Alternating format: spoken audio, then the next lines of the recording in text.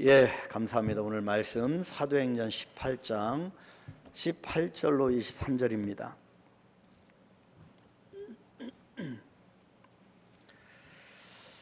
다 같이 한 목소리로 합독하겠습니다. 바울은 더 여러 날 머물다가 형제들과 작별하고 배 타고 수리아로 떠나갈새 브리스길라와 아굴라도 함께 하더라. 바울이 일찍이 서원이 있었으므로 겐그레아에서 머리를 깎았더라. 에베소에 와서 그들을 거기 머물게 하고 자기는 회당에 들어가서 유대인들과 변론하니 여러 사람이 더 오래 있기를 청하되 허락하지 아니하고 작별하여 이르되 만일 하나님의 뜻이면 너희에게 돌아오리라 하고 배를 타고 에베소를 떠나 가이사랴에 상륙하여 올라가 교회의 안부를 물은 후에 안디옥으로 내려가서 얼마 있다가 떠나 갈라디아와 부르기아 땅을 차례로 다니며 모든 제자를 굳건하게 하니라. 아멘. 예, 오늘 이 말씀 보면서요, 또 다시 한번 마음이 뜨거워지고 삶을 어떻게 살아야 되겠다라고 하는 또 결단을 하게 되었습니다. 가정의 달을 맞이하여서 또 가정의 시간을 맞이하여서 또 가족들과 같이 대화를 나누면서 하나님의 살아계심과 또 하나님의 일하심을 정말 가까이 느낄 수 있는 그런 감사하는 시간이었습니다. 그래서 이 말씀을 묵상하고 또 묵상하면서 우리의 직업관은 어떻게 되어야 하겠고 우리가 하나님 앞에서 어떻게 살아가야 할 것인가에 대해서 깊이 이렇게 묵상하는 또 내 자신을 돌아볼 수 있는 그런 시간이었고 말씀이었습니다. 그렇게 볼 때 사도 바울이 제1차 전도 여행과 제2차 전도 여행이 지금 막바지입니다. 오늘 본문은. 그리고 앞으로 또 시작할 제3차 전도 여행 앞서서 바울의 행로가 어떻게 되는가, 바울의 삶 가운데서 어떤 행동을 지금 취하고 있는가, 이것을 들여다보는 것이 굉장히 중요하다 싶습니다. 여기는 정말 연령층이 다양합니다. 여러 가지 또 삶의 행로를 따라서 이렇게 살아오셨고, 또 다양한 취미, 다양한 성격, 다양한 직업군을 보내면서 또 이렇게 노년을 맞이하신 분도 계시고, 또 계속 개척하면서 인생의 향로를 어떻게 정해야 할까라고 또 기도하는 그런 가운데 있는 분도 있을 겁니다. 또 여러분 가운데는 또 낙심하고 아까 잠깐 지사님이 기도하실 때 좀 영적으로 침체되거나 그런 낙심하거나 그런 분도 계실 겁니다. 그래서 하나님께서 오늘 이 본문 말씀을 하나님의 때에 우리에게 주시는 말씀이라고 생각했습니다. 자, 바울이 계속적으로 아덴을 통하여 또 계속 움직입니다. 그리고요, 오늘 보니까 바울의 2차 선교 여행이 드디어 아덴에 이어서 고린도까지 이르게 되었습니다. 아덴에서는 별다른 전도의 열매를 거두지 못했습니다. 그러나 바울은 고린도에서 브리스길라와 아굴라라고 하는 이 부부, 그리고 디모데와 또 유스도와 이 하나님의 위로를 통하여서 하나님의 사람들을 만나게 되었습니다. 자, 희한하게 하나님께서 하나님의 일들을 하는 사람들에게는 생각지도 못하는 때에 생각지도 못하는 사람을 붙여주는 경우를 많이 봅니다. 자, 이때쯤 하나님께서 사람을 보내주세요 라고 기도하면 또 이렇게 희한하게 하나님의 사람 붙여주십니다. 그죠? 우리 한 가정도 그런 의미에서 이렇게 오게 된 거고, 그래서 참 이 목회자의 마음을 또 저와 여러분의 마음을 굉장히 위로하시고 하는 것을 우리가 봅니다. 자, 그리고 그곳에서 바울이 1년 6개월을 머물면서 제자들을 길러내고 양육하게 되는 모습을 보았습니다. 이런 것은 하나님의 열심이었지요. 저와 여러분을 사용하시는 하나님의 열심이 있는 겁니다. 자, 그런데요, 하나님의 열심에 의해서 하나님의 사명자들이 열심히 그 사역을 감당할 때는 좋은 일만 있는 것이 아닙니다. 유대인들이 그냥 있을 리가 없지요. 결국 그들의 송사에 휘말리고 고소를 당하면서 결국 고린도에서도 떠나게 됩니다. 가만히 바울의 여정을 보게 되면 바울이 가는 곳에는 참으로 환난이 많습니다. 배고픔과 굶주림과 강도의 위험과 매맞음과 헐벗음과 감옥에 갇히기도 하고요. 참 환난이 많습니다. 때로는 고난을 자초하는 것 같이 보이기까지 합니다. 그냥 좀 쉽게 믿고 예수를 믿어도 좀 쉽게 믿고 대충 하면 괜찮을 터인데 가는 곳마다 사건이 벌어질 정도로 열심히 특심입니다. 그런데 오늘 본문 말씀은 우리의 시각을 다른 한 곳으로 바꾸어 놓는 말씀입니다. 우리의 신앙관, 우리의 어떤 관점이 있을 겁니다. 이것을 완전히 시야를, 시각을, 관점을 바꿔놓는 그런 말씀인데 오늘 복음에 붙들린 바울이 잠시 잠깐 빠져 있었던 무기력 그리고 실패와 낙심의 상태에서 다시 시작하는 사명의 길을 향하여 어떻게 결단하고 또 새로운 출발을 했는지에 대한 이야기가 오늘 본문 말씀입니다. 여러분, 바울이 낙심하고 무기력하고 실패했던 그 상태 여러분 눈치를 채셨나요? 근데 다시 시작하는 사명의 길을 향하여 결단하고 있습니다. 이런 바울의 이야기를 들으면서 우리도 새로운 결단, 새로운 출발이 있게 되기를 축복합니다. 자, 첫 번째, 성경적인 삶의 우선순위가 부여집니다. 여러분, 이건 중요한 말씀입니다. 여러분, 혹시 여러분 거슬릴 분도 계실지 모르겠지만 여러분, 저는 목사로서 성경적인 올바른 진리를 선포해야 되기 때문에 혹시 내 마음에 부딪힌다, 와닿는다 그러면 하나님이 나에게 주신 말씀이구나. 그럼 내가 한번 이거를 깊게 고민하고 기도해 봐야 되겠다라고 생각하는 시간이 되었으면 좋겠습니다. 자, 바울은 평상시에도 자신의 삶을 하나님의 주신 사명을 놓치지 않았습니다. 자신의 본업은 뭐라고 했습니까? 천막을 만드는 일이었습니다. 그렇지만 바울에게 전도자였지만 생업이 있었다는 거죠. 그것이 텐트 메이커입니다. 천막을 만드는 사람입니다. 자, 천막을 만드는 사람이었지만 이 바울은 그 일을 통해서 오직 먹고 마시고 장사가 잘 되는 것에만 관심이 있는 것이 아니라 그 일을 통해서 오직 복음을 전하는 매개체로 활용했다고 하는 점입니다. 자, 저번 시간에 우리가 봤죠. 사도행전 18장 3절 4절 생업이 같으므로 함께 살며 일을 하니 그 생업은 천막을 만드는 것이더라. 자, 한편으로는 이 생업을 수행하면서 한편으로는 안식일마다 바울이 회당에서 강론하고 유대인과 헬라인을 권면하니라 설교하고요, 말씀을 가르쳤습니다. 사실 초대교회는 풀타임 목회자라고 하는 말이나 그런 주의가 없었습니다.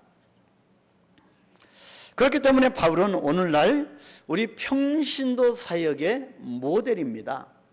우리 평신도 사역자들이 어떻게 사역자가 되고 사명자가 되고 평신도들이 어떻게 이 세상에 직업을 가지면서 하나님의 일을 수행할 것인가, 그 모델이 바로 바울입니다. 여러분, 그냥 먹고 마시며 그냥 직업을 통하여 봉급받고 그냥 먹고 마시며 가정을 이끌어가는 그 정도에서 그쳐서는 안 된다는 거지요. 아굴라도 바울과 같은 업종에 종사하는 사람이었는데 그들은 자신에게 그 일이 주어진 이유를 분명하게 알고 있었습니다. 내가 지금 하고 있는 이 직업, 이 일에 대한 분명한 목적을 알고 있었던 사람들이었습니다. 오직 복음을 전하기 위함인 거지요. 그래서 천막을 짓는 이 생업에 열심을 기울였던 것입니다. 하나님이 여러분에게 주신 현재 그 일을 열심히 하시기를 축복합니다. 이것이 올바른 순서입니다.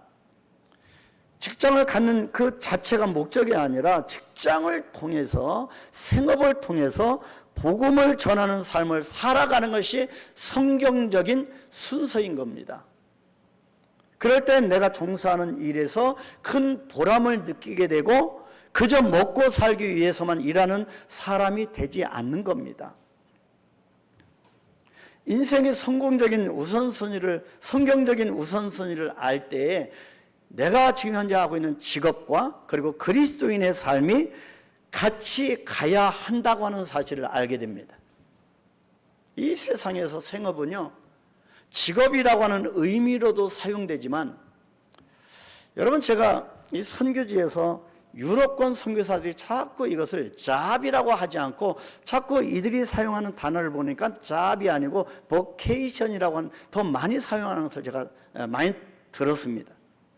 그래서 이 직업, 그냥 일이 아니라 천직 또는 사명이라고 하는 말로 사용하는 겁니다. 그래서 지금 내가 하고 있는 이 일, 여러분은 어떤 직장에 다녔더니 그것이 그냥 하나의 잡이 아니라, 그냥 하나의 직업이 아니라 천직이라는 거죠. 사명이라는 겁니다. 어떤 일을 하느냐가 그래서 중요한 것이 아니라, 여러분 직업에 귀천이 어디 있겠습니까? 하나님이 주신 것은. 근데 그래서 어떤 일을 하느냐가 중요한 것이 아니라 그 일을 통해서 하나님께 영광을 돌린다면 그 일은 천직이 되고 사명이 되는 것입니다. 근데 이 반대의 경우라면, 내가 이 직업 때문에 하나님의 영광을 드러내지 못하고 내가 하나님의 일을 할 수가 없는 정도의 일이라고 하면 그 직업을 심각하게 생각하고 기도해 봐야 한다는 겁니다. 그래서 우리가 일 때문에, 흔히 그래서 일 때문에 하나님을 섬기지 못하는 그런 일들은 우리가 다시 한번 생각을 해봐야 하는 거지요. 직업에는 귀천이 없지만 우리가 하나님께 나아가는 데서도 이 직업이, 여러분 바울이 천만망드는 일을 열심히 하면서 안식일에는 성경을 강론하고 설교하고 말씀을 가르친 겁니다. 예배한 거죠. 그래서 우리가 이 일이라고 하는 것이 천직이다, 사명이다 라고 하는 개념으로 우리가 접근을 해야 한다는 것입니다.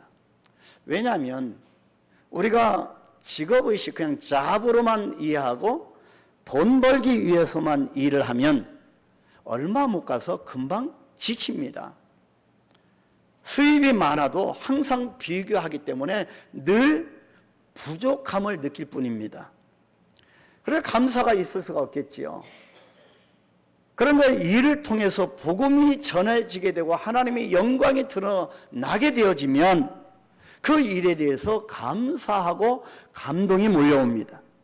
그럴 때 긍정적인 에너지가 나오고, 여러분 직원들도 일하는 태도가 달라지고요, 주님이 나의 주인이시라고 하는 것을 경험하고 고백하게 됩니다. 그래서 일하는 것이 즐겁고 행복합니다.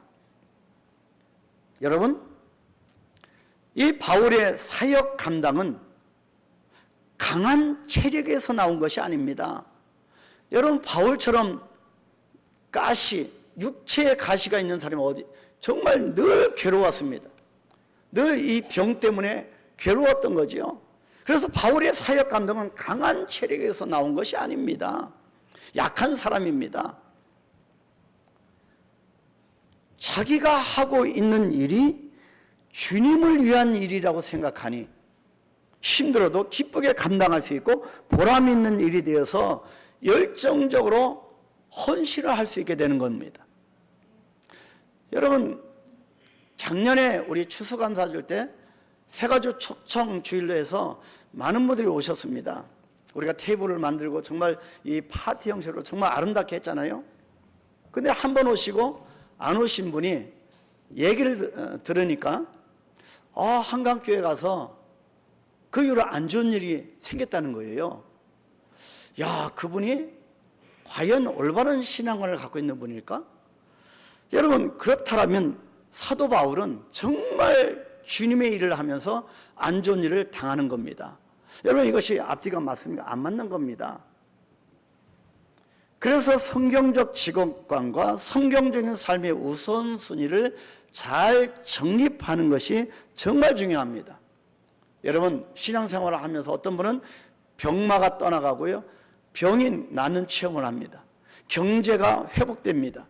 정말 이런 우리가 바라는 그런 일들이 나타날 때가 많습니다.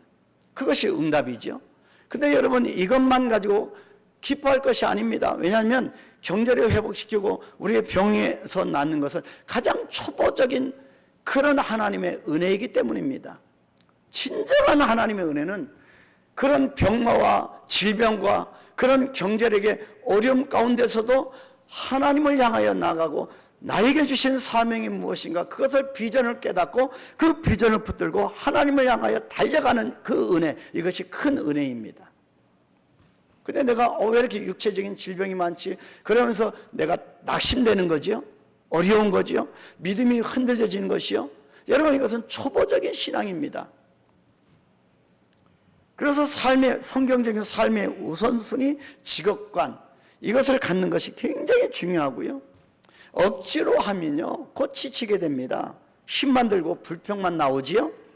감사함으로 긍정적으로 믿음을 가지고 하면, 주님의 일을 내일처럼 하면 정말 신나게 사명을 감당할 수 있게 되는 것입니다. 그러면 우리에게도요, 많은 것이 주어지지 못한다 할지라도, 대궐과 같은 집에서 살지 못한다 할지라도 기쁨으로 하나님께 찬양하며 경배하며 나아갈 수 있게 되는 것입니다. 이것이 사명자의 길입니다. 두 번째 모습 볼까요? 다시 시작하는 사명의 길. 여러분, 지금 사실 깊게 우리가 보지 않았지만 바울은요, 이미 자기의 어떤 사명의식과 그것은 깨어지지 않았지만 낙심, 실패, 좌절을 맛보고 무기력 가운데 있는 상태였습니다. 그것이 바로 두 번째입니다. 갱그레아에서의 두발 정리. 자, 이렇게 고린도를 떠난 바울은 옆 동네인 고린도에서 있을 수가 없었지요. 그래서 유대인들의 핍박과 그런 것 때문에 다시 송사를 통하여 옆 동네 항구 도시인 갱그리아라고 하는 지역으로 갔습니다. 그런데요, 자, 아덴, 그리고 고린도, 그리고 갱그리아 이렇게 갑니다. 또 갱그리아 다음에 에베소를 향하여 갈 것입니다. 또 고린도로 안디옥으로 갈 것입니다. 그런데 갱그리아로 갔는데 이곳 갱그리아에서 바울의 아주 특별한 모습을 우리가 보게 됩니다. 자, 본문 18절이죠. 한번 같이 읽을까요? 바울은 더 여러 날 머물다가 형제들과 작별하고 배 타고 수리아로 떠나갈새 브리스길라와 아굴라도 함께 하더라. 바울이 일찍 서원이 있었으므로 갱그리아에서 머리를 깎았더라. 저도 이제 머리를 깎을 때가 왔는데요, 갱그리아에서 머리를 깎았대요. 여러분, 왜 성경에 기록할 말도 많을 텐데 바울이 머리를 깎은 그 기록을 여기다 기록을 했을까요? 중요한 부분입니다. 바울이 에베소로 가는 도중에 이 갱그리아에서 머리를 깎았다고 하는 기록, 여러분, 이것은 바울에게 있어서 이 사명자의 길에 있어서 정말 다시 시작하는 사명자의 길에서 중요한 터닝 포인트가 되는 겁니다. 대전환점이 되는데 여러분, 저와 여러분에게도 가끔씩 이런 터닝 포인트가 필요합니다. 자, 갱그리아 다음으로 들린 에베소는 제2차 전도 여행을 마치고 안디옥으로 돌아가는 길에 들린 곳입니다. 자, 이 에베소에 가기 전에 바울의 행동은, 바울이 했던 행동은 참 중요합니다. 그래서 왜냐하면 1차 전도여행 또 마무리하고 2차 전도여행을 마무리하는 단계, 마지막 지점이기 때문입니다. 여러분, 사람이 인생을 살면서 어떤 것을 마무리하는 그 시점이 굉장히 중요한 거죠. 시작도 중요하지만 마무리가 중요하고, 그래서 우리는 웰빙도 어떻게 잘 사는가도 중요하지만 어떻게 잘 죽는 것도 중요합니다. 웰다잉이 그래서 더 중요한 겁니다. 하나님 앞에서 내가 어떻게 삶을 마감할 것인가 중요하지요. 그래서 대부분 우리는 이런 부분들을 못하기 때문에 한때는 정말 왕성하게 유명하게 그렇게 사역을 했던 분들도 노년에 이르러서 실착을 하고 모든 명예가 땅에 떨어지며 그렇게 하늘 날아가는 분도 종종 있습니다. 이것이 시사하는 바가 크죠. 그래서 제2차 선교 여행, 전도 여행을 마무리하는 그 갱그리아에서의 바울이 행한 이 행동은 정말 중요한 것입니다. 왜냐하면 사도행전 19장에 나중에 건너가 보면, 자, 19장에서 시작되는 제3차 전도 여행이 시작되는데, 이 제3차 전도 여행의 1차 목적지, 첫 목적지가 이 에베소이기 때문에, 갱그리아 다음으로 에베소이기 때문입니다. 그래서 갱그리아에서 마무리하고 에베소로 가야 되는데 지금 바울은 힘이 많이 빠진 상태입니다. 그래서 우리는 이 시점을 정확하게 이해할 필요가 있습니다. 왜냐하면 바울처럼 힘이 빠졌거나 무기력증이 빠졌거나 지금 낙심되었거나 뭔가 잘 일이 안 풀렸거나 그런 분이 계시다면 이 바울처럼 이 시점을 이해할 필요가 있는 겁니다. 그래서 갱그리아에서의 두발전이 머리를 깎았다는 게 굉장히 중요합니다. 그래서 바울이 이 갱그리아에서 머리를 깎고 지금 파송교회였던 이 안디옥으로 돌아가는 길이라고 하는 말씀을 우리는 집중할 필요가 있습니다. 오늘 말씀 묵상의 핵심 포인트는, 키 포인트는 뭡니까? 왜 하필 바울이 제2차 전도여행을 마무리하는 갱그리아에서 머리를 깎았을까 하는 점입니다. 자, 이 부분을 우리는 두 가지 차원에서 이 질문에 접근할 수가 있습니다. 첫 번째입니다. 첫 번째는 일반적인 구약의 율법적 접근입니다. 그냥 바울이 그냥 머리가 길렀기 때문에 그냥 우연히 그냥 머리를 깎은 것이 아닙니다. 여러분, 이 땅에 누누이 또 강조하지만 우리의 인생 가운데 우연이라는 것은, 길에 가서 우연히 누구를 만났다, 우연이 아닙니다. 필연입니다. 하나님의 분명한 목적이 있습니다. 그래서 여러분의 배우자, 그죠? 필연입니다. 하나님이 만나게 해주신 거예요. 그걸 통하여서 분명히 하나님의 영광 받으실 그 목적이 분명히 있는 겁니다. 깨닫지 못하는 불행이고요, 행복하지 못하는 거고요. 자, 그래서 이 갱그리아에서 바울이 행한 머리를 깎은 두발 정리는 나시린에서 그 기원을 찾을 수가 있습니다. 나시린이 누굽니까? 우리 초신자들은 잘 모르시겠지만 여러분 아시잖아요. 나시린은 하나님께 헌신하는 삶을 살기 위해서 스스로를 세상과 구별된 자, 그 자가 나시린입니다. 바로 이 부분 나시린에 대한 규정은 구약성경 민수기 6장 1절부터 쭉 읽으면 21절까지에 나오는 모세율법에 기록되어 있습니다. 자, 모세율법에 의하면 하나님께 헌신하기로 서원한 사람은, 결단하고 나의 모든 삶을 하나님께 드리겠다고 서원한 사람은 남녀를 불문하고 나시린이 될 수가 있었습니다. 자, 그 나시린은 두 가지 종류가 있어요. 평생 나시린, 저와 같이 완전히 모든 것을 주님 앞에 드리고 생명까지 드리면서 주님의 일, 하나님 일을 하는 이 평생 나시린. 또 두 번째는 일정 기간 동안만 서원하는 부분적인 나시린, 이 두 종류가 있습니다. 그 중에서 부분적인 나시린은 그 기간이, 서원한 그 기간이 종료되었을 때 하나님께 제사를 드리면서 그동안 길렀던 머리카락, 여러분 나시린은 삭도를 머리에 대지 않고, 그때 포도주도 입에 대지 않고 절대 술 마시는 사람이 아니고, 여러분 우리는 예수 믿는 사람들은 나시린입니다. 어떻게 보면 다 거룩하게 살아요. 정결하게 살아요. 여러분 술에 입에 대지 않아야 되고요. 성경에 어디 술 먹지 말라는 것이 있는데 곳곳에 있습니다. 자, 그래서 이 길렀던 머리카락을 잘라서 하나님 앞에 데워 바치도록. 그래서 이제 일정 기간 동안 이 서원 기간이 끝나면 그간 머리에 대지 않으니까 끝나고 나서 머리카락을 자르고 이것을 하나님 앞에 불태워 바치도록 규정되어 있습니다. 어디에 있습니까? 민수기 6장 18절 20절 우리 한번 같이 읽습니다. 자기의 몸을 구별한 나시리는 회막문에서 자기의 머리털을 밀고 그것을 화목제물 밑에 있는 불에 둘지며 자기의 몸을 구별한 나시린이 그의 머리털을 민 후에 제사장이 삶은 순양의 어깨와 광주리 가운데 무교병 하나와 무교전병 하나를 취하여 나시린의 두 손에 두고 여호와 앞에 요제로 흔들 것이며 그것과 흔든 가슴과 받들어 올린 넓적다리는 성물이라 다 제사장에게 돌릴 것이니라.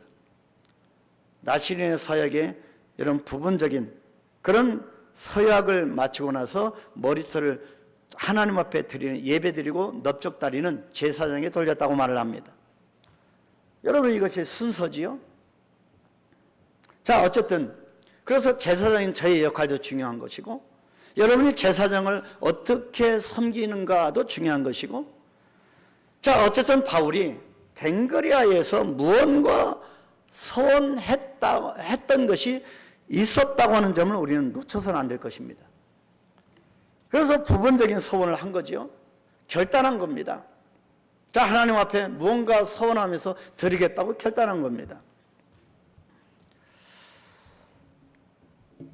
자 이것이 구약적 접근, 율법적 접근입니다. 자 두 번째 의미, 갱그리아에서의 이 머리를 깎은 이 두 번째 접근은 사도행전적인 접근입니다. 우리가 지금 사도행전을 보고 있죠. 사도행전적인 접근입니다. 자 우리 삶을 우리가 사도행전적인 삶이 되었으면 좋겠습니다. 저는 정말 기도하는 것은 저와 여러분의 공이 예수님의 제자가 되기를 원합니다. 그냥 이 땅 것을 바라보고 하나님이 주시는 축복만 우리가 누리는 그런 단계, 초보자의 그런 단계에서 뛰어넘어서 하나님의 도구가 되기를 소망합니다. 직업도 마찬가지고요. 그래서 여러분 성경을 배워야 합니다. 성경을 공부해야 합니다. 우리가 하나님의 말씀을 아는 만큼 믿음의 문이 열려지기 때문입니다. 여러분 신앙의 그 기간이 긴 걸로서는 안 됩니다. 그것만 가지고 우리 신앙의 믿음이 성장하는 것이 아닙니다. 오늘부터 또 다시 성경 공부가 시작됩니다. 또 화요일 날도 성경 공부가 시작됩니다. 여러분 가운데서 여러분 마음에 하나님의 마음을 주시는 감동을 주시는 분이 있으면 같이 참여하십시오. 우리가 말씀을 배워야 됩니다. 자, 그래서 사도행전적인 접근 두 번째로는 좀 더 사도행전적인 차원에서의 접근이 필요하다는 겁니다. 우리는 자 이때쯤 사도 바울의 심정을 살펴봐야 합니다. 제가 힌트를 드렸죠. 사도 바울이 어떤 심정이 지금 현재 있었을까? 자 아덴에서부터 시작해서 사도 바울의 심정이 어떤 심정이에요? 여러분 눈치채신 분 계시나요? 지금 바울의 심정이 어떤 상태였을까요? 여러분 예배드리는 여러분 심정이 어떠십니까? 사도 바울의 심정을 우리가 살펴봐야 합니다. 바울에게 가장 지워지지 않는 장소가 어디였을까요? 여러분 한번 질문해 봅니다. 바울이 1차, 2차 왕성하게 사역하는 것 같지만 바울에게도 낙심되고 실패를 맛보고 땅에 엎드려서 아니면 땅에 주저앉아서 엉엉 울면서 속된 말로 나 이제 못해 먹겠다. 그죠? 그럴 때가 없었을까요? 자, 있었다고 하면 바울에게 있어서 가장 지워지지 않는, 잊혀지지 않는 장소가 어디였을까요? 계속 질문하면 여러분 곤란하니까.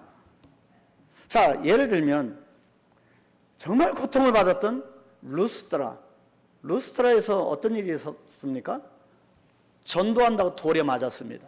돌멩이가 날라오고요. 환영이 아니라 돌멩이 세례가 왔습니다. 이 루스트라에서 있었던 일을 돌멩이 맞았던 것을 지워버리고 싶었을까요? 아니면 구브로의 바보라고 하는 섬이었을까요? 이 구브로 바보 섬에서 어떤 일이 있었습니까? 동역자 바나바와 결별하게 된 장소입니다. 그 구브로 섬, 이 바보 섬을 잊어버리고 싶었을까요? 아닙니다. 성경을 자세히 보면 아덴이라고 하는 지역입니다. 아덴이라고 하는 지역은요, 정말 융성했던 도시였습니다. 모든 것이 발달하고 경제력 풍부하고 문화가 발달하고 정말 좋은 그런 지역의 도시가 아덴이라고 하는 지역입니다.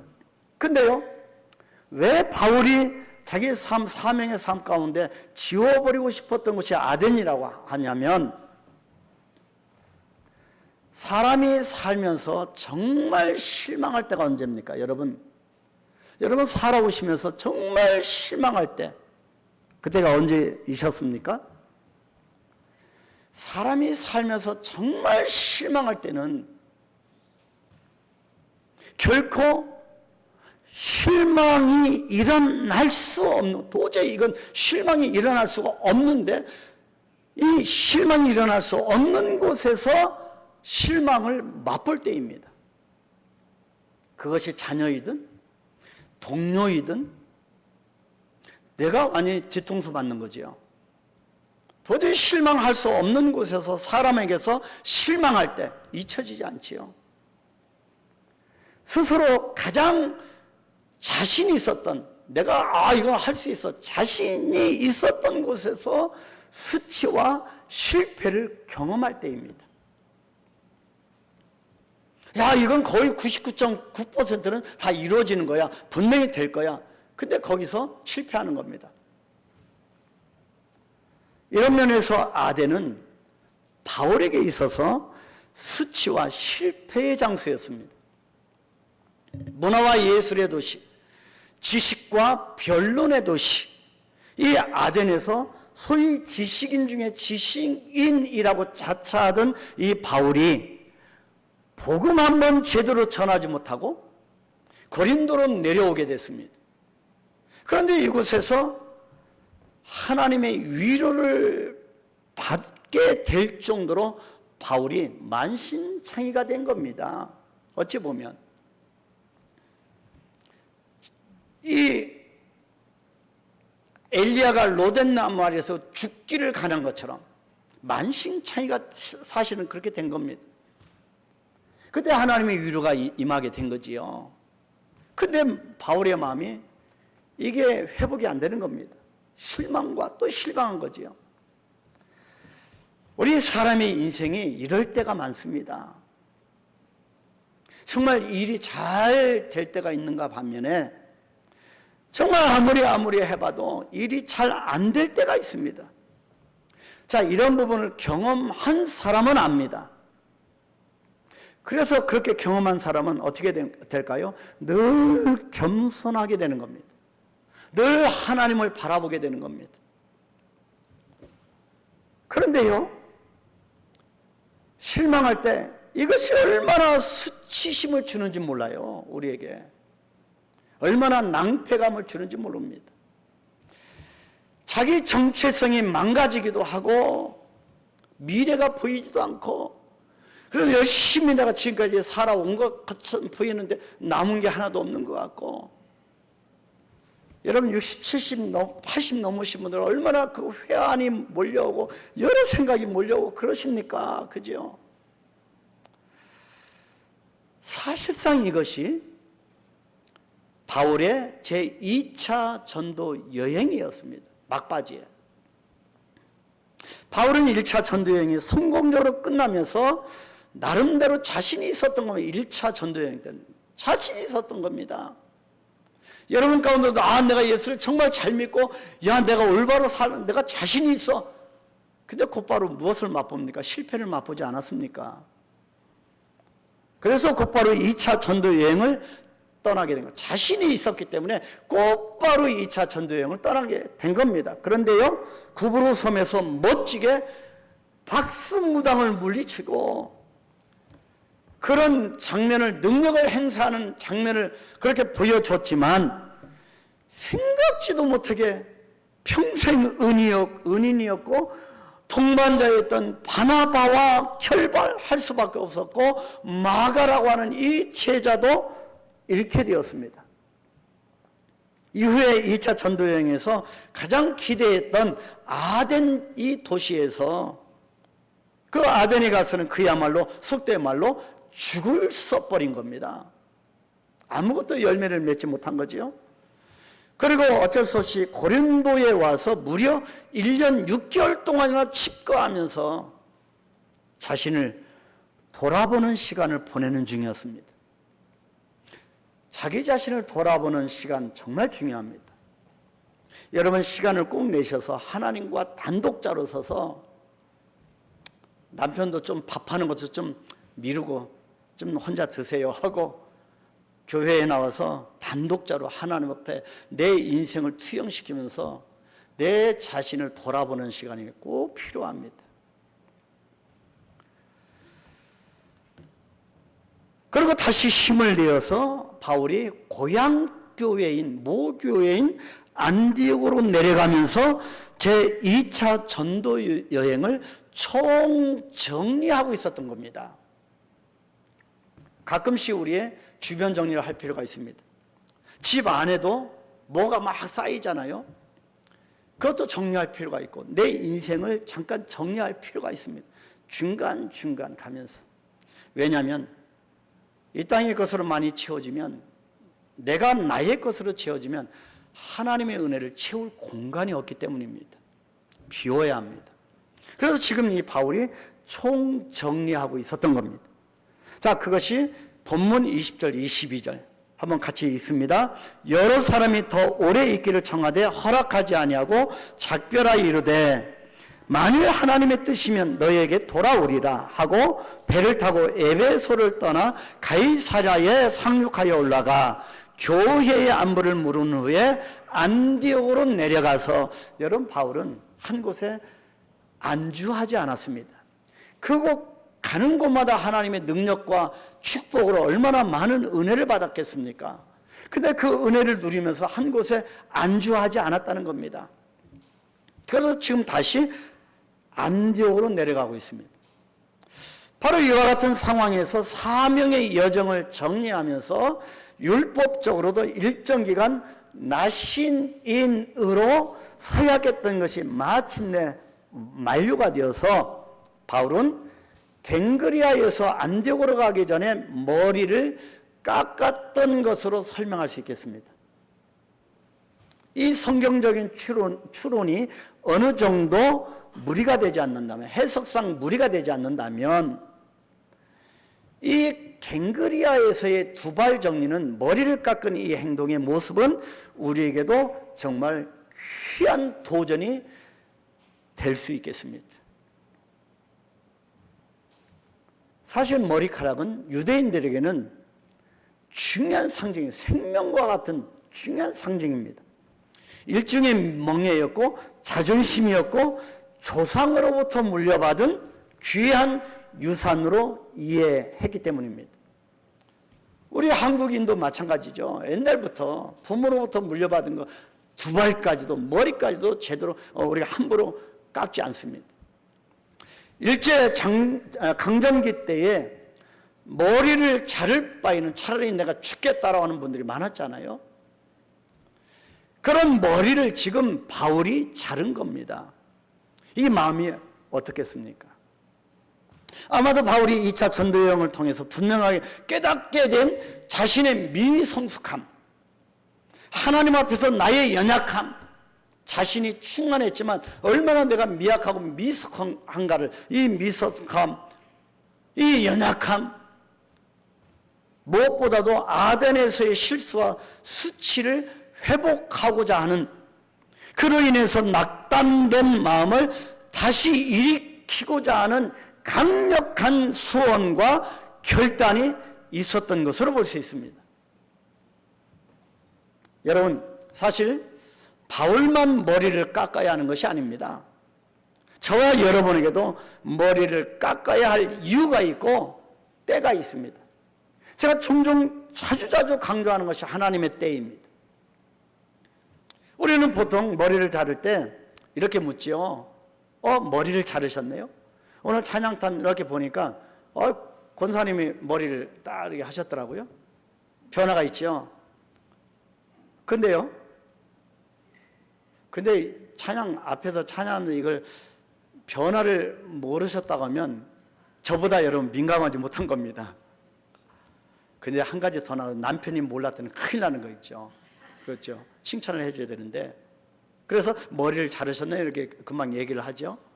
근데 가끔 머리를 너무 많이 자르거나 스타일을 확 바꿔버리면 뭐라고 묻습니까? 아 근데요 집사님 혹시 무슨 일이 있으세요? 우리가 머리가 그래 마음에 결단이 있을 때가 있잖아요. 자 그러면 다양한 대답이 나오지요. 아니 잠시 졸았더니 아이 머리를 이렇게 만들어 놨네요. 뭐 그렇게 궁여지책으로 얘기할 수도 있고, 또는 날씨가 요즘 더워서요 그래 확 밀었습니다. 뭐 이렇게 대답하기도 하고, 아니 요즘 미용비도 이발비도 너무 비싸서요 그냥 아예 확 밀었습니다. 뭐 그런 대답도 할 수 있고요. 근데 가끔 이런 얘기를 듣습니다. 이것이 바울의 그 모습입니다. 제가 좀 뜻한 바가 있어서요. 이게 사실 이게 이 본질적인 대답 아니겠습니까? 요즘 시대는요 우리에게 뜻한 바를 향해 나아가는 그 결단조차도 무기력하게 만드는 것들이 너무 많습니다. 내가 하나님 앞에 기도하며 하나님의 감동을 준, 그래서 결단하고 뜻한 바를 향하여 나아가는 그 결단을 했는데 모처럼 기도하면서 금요기도회나 무슨 모처럼 수요 예배 때 로마서를 통하여 딱 결단한 바가 있는데, 그걸 향하여 딱 나아가는 그 결단조차도 집에 딱 가자마자 그 결단을 무기력하게 만드는 경우도 있고, 직장에 가서 그 결단이 무기력하게 만드는, 이 세상이 이렇습니다. 하나님이 쓰시는 방법은 고난이라고 하는 과정을 통해서 말씀을 통하여 우리에게 뜻한 바를 향해 갈 수 있도록 만들어주는데, 오늘날 세상은 완전히 반대입니다. 이 세속적인 문화가 교회까지 들어온 거예요. 대형교회와 규모가 작은 교회는 그 나름대로 하나님의 사명이 있습니다. 소형교회는 대형교회가 하지 못하는 그런 일을 하게 하기 위해서 달란트를 주시는 거고, 소형교회가 못하는 건 대형교회가 할 수 있도록 다양하게 하나님의 규모를 그렇게 정해 주신 겁니다. 근데요 세상의 문화 속에 그렇게 되어지는 경우도 있어요. 무슨 말씀을 드리려고 하냐면, 오늘날 세상은 완전히 반대라는 거죠. 이 세상을 지상낙원으로 만들어주겠다는 겁니다. 형통하게 해주겠다는, 잘 살고 잘 먹게 해주겠다는 거지요. 고통도 없고 고민도 없고 갈등도 필요 없고 그냥 즐기라는 겁니다. 그래서 바울에게서 우리는 도전을 받아야 합니다. 교회도 그래서 세상의 문화 때문에 이 샬롬이라는 평안의 개념을 잘못 이해하는 경우가 있습니다. 교회 가면 축복받아야 되고 평안하고 잘 먹고 잘 살아야 되고, 물론 하나님의 은혜의 한 방편이지만 그것이 다가 아니라는 거지요. 세상 사람들, 예수 안 믿는 세상 사람도 잘 살고 자꾸 그런 개념으로 나갑니다. 근데 우리 예수 믿는 사람은 똑같습니다. 무엇이 구별이 있을까요? 그래서 내가 좀 병이 찾아오고 하면 때는 낙심하고 믿음이 흔들려지고, 내가 지금 약간 먹는 문제에 약간 곤란이 좀 겪어지면 내가 믿음이 흔들려지고, 그게 아니라는 거지요. 그래서 이 사도행전적 접근이 필요하다. 결단해야 된다. 그런 가운데 세상의 문화 속에 있다고 하면, 그래서 세 번째입니다. 매듭짓는 결단과 새로운 출발입니다.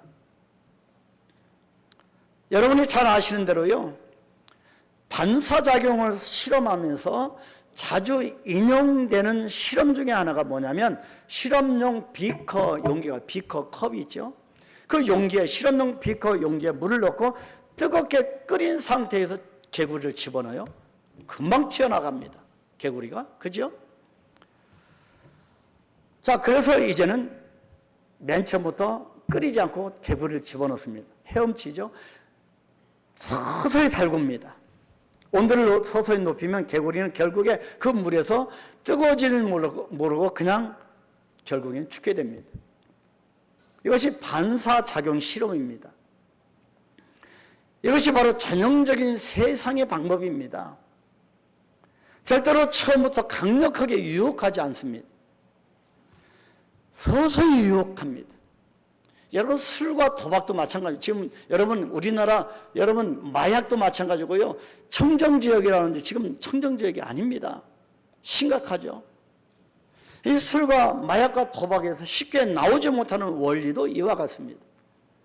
정말 무서운 점은 이렇게 작은 것이 반복되면서 타성에 젖으면, 그리스도인들도 마찬가지입니다. 타성에 젖으면 서서히 모든 생각을 사로잡아 가서 다른 생각이, 하나님을 찾게 되는 다른 생각이 들어오지 못하게 만듭니다.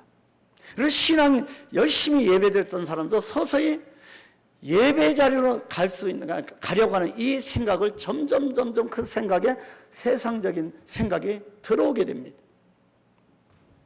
항상 생각이 거기에 있기 때문이에요. 세상적인 화려한 그 생각이 자꾸 세상적인 성공의 개념이 자꾸 자리를 차지하기 때문입니다. 문제는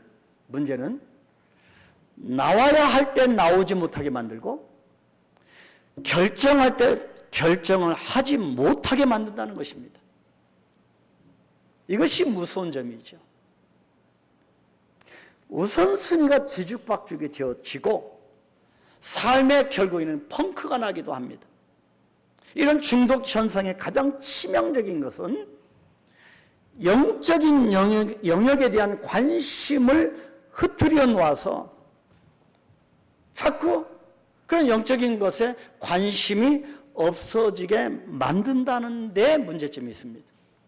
예배의 자리는 나아가는 것, 우리가 주님의 영광을 위해 살아가는 그런 영적인 영역을 자꾸 좁히게 만드는 거죠.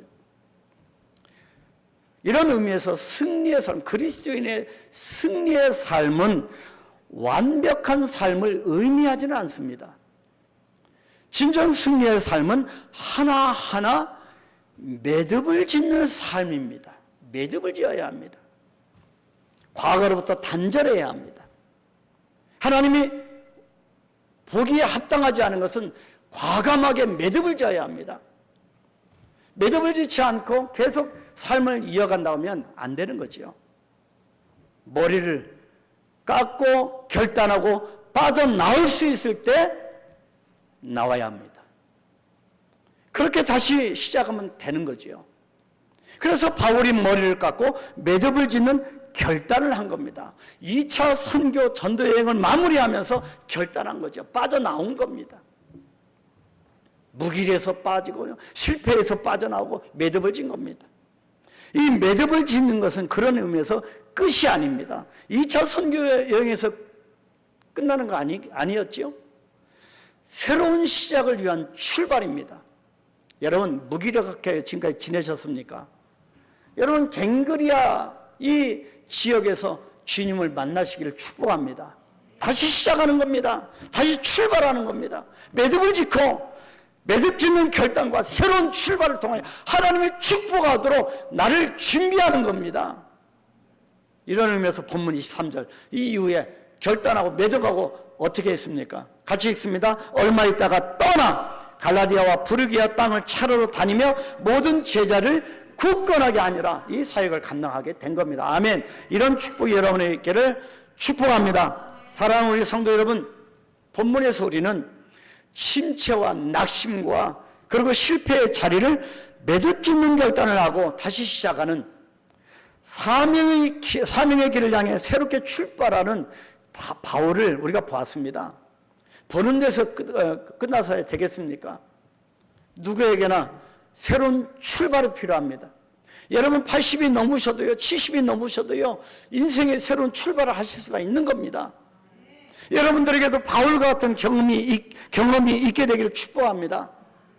삶의 우선순위와 갱그리아에서 두 발을 정리하면서 매듭 짓는 결단과 새로운 출발을 통해서 다시 시작하는 사명의 길이 더욱 활발하고 뜨거워지게 되기를 축복합니다. 여러분 인생이요, 좀 뜨거워졌으면 좋겠습니다. 열정으로 충만했으면 좋겠습니다. 이 시간 한번 기도할까요? 우리가 하나님의 때를 놓치지 않아야 한다고 제가 아까 참여의 기도 시간에 했는데요. 반면에 우리에게 때를 놓치게 하는 주범이 있습니다. 뭐가 우리의 때를 놓치게 할까요? 19세기예요. 19세기 미국의 영적 대부흥기를 주도했던 토저라고 하는 분이 임재체험이라는 책을 썼습니다. 임재체험. 이렇게 말을 했습니다. 많은 사람들이 말한다. 나는 어떻게 살고, 나는 이렇게 살고 싶지 않아요. 나는 새로워지고 싶어요. 나는 다른 삶을 살고 싶어요. 그런데 우리가 이렇게 살아가고 있는 이유는 사실 이렇게 살기를 원하는, 이렇게 살고 있는 자기 자신 때문이다. 결국에 하나님의 때를 놓치게 하는 주범은 바로 나라는 것입니다. 여러분, 바로 나입니다. 하나님의 은혜를 부어주시는 그 때를 놓치는 그 주범은 바로 나입니다. 이 시간 기도하겠습니다. 사도 바울의 낙심, 사도 바울의 수치, 사도 바울의 실패를 보았습니다. 그러나 여기서 매몰되지 않고 사도 바울이 갱그리아에서 새롭게 매듭짓는 결단과 다시 출발하는, 그래서 다시 시작하는, 재출발하는 사명의 길, 리스타트, 올해 우리의 표 아니겠습니까? 하나님, 다시 출발하겠습니다. 하나님, 과거로부터, 어두운 과거로부터 내가 매듭짓고 다시 하나님 중심으로 나아가고 예배자로 나아가고, 하나님, 내가 온전히 나의 인생을 주님 앞에 올려드립니다. 하나님 사용하시고 하나님 축복하시고 하나님 써주시옵소서. 나의 인생 이대로 살다가 그대로 죽을 인생이 아닙니다. 하나님 축복하시고 열정적으로 뜨겁게 살게 하여 주옵소서. 우리 한번 이 시간 기도하겠습니다. 바울처럼 서원합니다. 바울처럼 기도하고 결단합니다. 주여, 주여 함께하여 주시옵소서. 하나님 아버지, 지금까지 우리가 큰 대가 없이 열심히 살아왔다고 자부하였습니다. 그러나 그것이 아님을 깨닫습니다. 하나님 아버지여, 하나님 아버지여, 내가 가장 올바르게 예수님을 믿고 살아왔다고 생각했는데 아버지 하나님, 하나님의 은혜의 때를 놓치게 하는 주범이 바로 나였음을 깨닫습니다. 그래서 실패했고 좌절했고 수치스럽고 하나님 아버지 낙심하였고 바울이 아덴에서 철저하게 실패한 모습을 봅니다. 하나님을 위해서, 하나님 갱그리아에서 다시 한번 제2차 전도 여행길을 마무리하면서 머리를 깎으며 하나님 앞에 새롭게 매듭을 짓고 결단하고 새롭게 출발하는 모습을 하나님 보여주셨사오니, 하나님 나에게 적용하고 나도 그렇게 결단하며 새롭게 새로워진 나의 모습을 하나님 앞에 보여주게 하여 주시옵소서.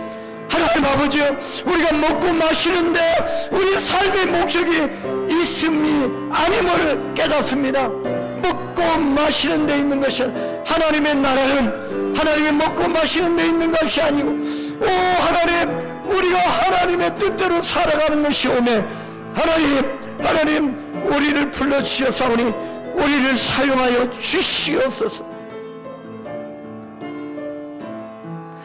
다시 시작하는 사명의 길입니다. 우리 한강교회와 우리 모든 동역자들 성도들에게 하나님 무기력증에서, 또 하나님 낙심된 상황에서, 하나님 용기를 잃은 상황에서 이제는 내가 연로하여서 무엇을 할 수 있겠는가라고 하는 패배의식에서 다시 한번 매듭을 짓고 결단하고 새롭게 출발하는, 하나님 우리에게 주신 사명의 길로 향하여 다시 시작하는 우리 한강교회 우리 성도들이 되어 수 있도록 축복하여 주시옵소서. 결단하게 하옵소서. 그래 내 삶을 다시 한번 정리하고 하나님께서 쓰시기에 합당한 인생이 되어질 수 있도록 축복하여 주옵소서. 오직 여호와 하나님 앞에 달려갈 수 있도록 은혜 더하여 주시옵소서. 성령의 달, 성령으로 충만 부어 주시옵소서. 예수님의 이름으로 기도하옵나이다. 아멘.